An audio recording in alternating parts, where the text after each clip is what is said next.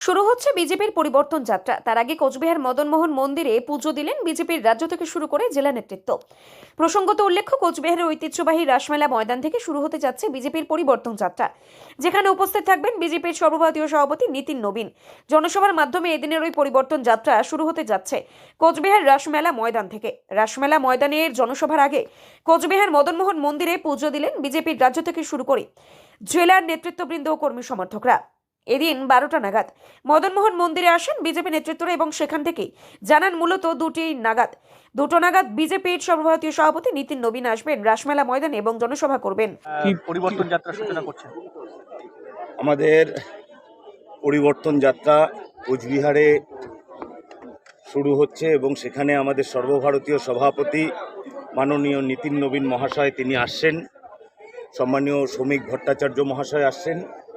আমরা আজকে মদনমোহন, আমাদের প্রাণের ঠাকুর, আমাদের কোচবিহারের রক্ষাকর্তা, তার কাছে আমরা পুজো দিয়ে আমাদের এই পরিবর্তন যাত্রা আমরা শুরু করছি। তার জন্যই এখানে আজকে আমরা পুজো দিতে এসেছি। আমাদের এই কুচবিহারের জেলা সভাপতি এসছেন, আমাদের কুচবিহার যাত্রার প্রমুখ মনোজ দা এসছেন, আমাদের কোচবিহারের ইনচার্জ